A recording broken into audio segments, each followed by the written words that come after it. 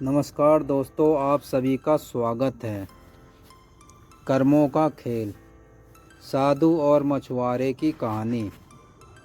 एक समय की बात है, एक महात्मा अपने शिष्य के साथ घूमने के लिए निकले। महात्मा को इधर उधर की बातें करना बिल्कुल भी पसंद नहीं था। कम बोलना और शांत रहकर अपने काम से काम रखना महात्मा को पसंद था, लेकिन उनका शिष्य बड़ा बातूनी था। वह सारा दिन इधर उधर की बातें ही किया करता था और दूसरों की बातों में उसे बहुत आनंद आता था। चलते चलते जब महात्मा और उनका शिष्य एक तालाब के पास से गुजर रहे थे, तो उन्होंने वहां एक मछुआरे को पानी में जाल डाले मछली पकड़ते हुए देखा। शिष्य को ये बात बहुत बुरी लगी और वह मछुआरे को अहिंसा परमो धर्म का उपदेश देने लगा, लेकिन मछुआरा उसकी कोई बात समझने को तैयार नहीं हुआ। पहले मछुआरा शिष्य की बात को टालता रहा, लेकिन जब शिष्य उसकी बात नहीं माना तो दोनों के बीच में लड़ाई झगड़ा शुरू हो गया।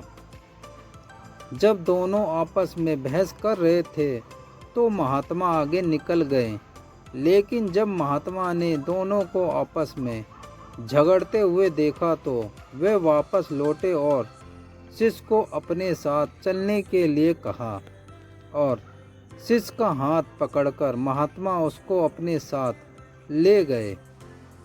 महात्मा ने शिष्य को कहा, बेटा, हमारा काम तो सिर्फ समझाना है, लेकिन भगवान ने हमें सजा देने के लिए धरती पर नहीं भेजा है। शिष्य ने कहा, गुरुजी, हमारे राजा को इस तरह के लोगों के बारे में पता है जो इन तरह के बुरे कार्य करते हैं और ना ही वे इनको दंड देते हैं। आखिर इस तरह के लोगों को सजा कौन देगा? शिष्य की बात सुनकर महात्मा ने कहा कि बेटा, तुम परेशान मत हो। इनको सजा देने वाली भी एक अलौकिक शक्ति इस दुनिया में है जो सब कुछ जानती है।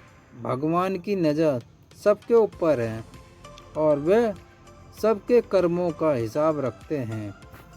इसलिए तुम अभी चलो, तुम्हारा उससे झगड़ा करने का कोई फ़ायदा नहीं है। शिष्य गुरुजी की बात सुनकर संतुष्ट हो गया और उनके साथ चल दिया।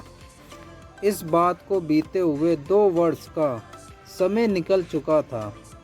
एक दिन महात्मा और उनका शिष्य फिर उसी नदी के पास से गुजर रहे थे। शिष्य भी 2 साल पहले वाली मछुआरे वाली घटना भूल चुका था। उन्होंने एक घायल सांप को देखा जो बहुत परेशानी में था। उस सांप को हजारों चींटियों नोच नोच कर खा रही थी। शिष्य ने ये दृश्य देखा तो उसका दिल करुणा से भर गया। उससे ये सब देखा नहीं गया। वह सांप को बचाने के लिए जाने ही लगा था कि महात्मा ने उसका हाथ पकड़ लिया और उसको जाने से मना कर दिया। शिष्य ने गुरुजी से पूछा, आप मुझे सांप को बचाने के लिए क्यों नहीं जाने दे रहे? महात्मा ने कहा, इस सांप को अपने कर्मों का फल भोगने दो। अगर तुमने इसको बचाने की कोशिश की तो इस बेचारे को अगले जन्म में फिर यह दुख भोगने पड़ेंगे, क्योंकि कर्म का फल सभी को भोगना पड़ता है। शिष्य ने महात्मा से पूछा कि गुरुजी, इसमें ऐसा कौन सा कर्म किया है जो ये इतना भयंकर कष्ट भोग रहा है? महात्मा ने कहा कि ये वही मछुआरा है जिसको तुमने 2 साल पहले मछलियाँ का ना मारने का उपदेश दिया था और वह तुम्हारे साथ लड़ने के लिए तैयार हो गया था। वे मछलियाँ ही ये चींटियाँ हैं जो इसको नोच नोच कर खा रही हैं। शिष्य महात्मा की बात सुनकर हैरान हो गया और उसने महात्मा से पूछा कि गुरुजी, ये तो बड़ा ही अजीब सा न्याय है। महात्मा ने कहा, बेटा, इस दुनिया में है स्वर्ग और नरक के सारे दृश्य मौजूद हैं। तुम्हें इस धरती पर हर जगह ईश्वर के न्याय के नमूने देखने को मिल सकते हैं।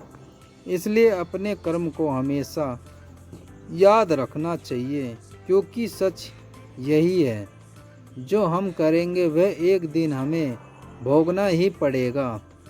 महात्मा ने कहा कि हमारे जीवन का हर पल बहुत ही कीमती है, इसलिए इस जीवन को बुरे कर्म करके बर्बाद नहीं करना चाहिए।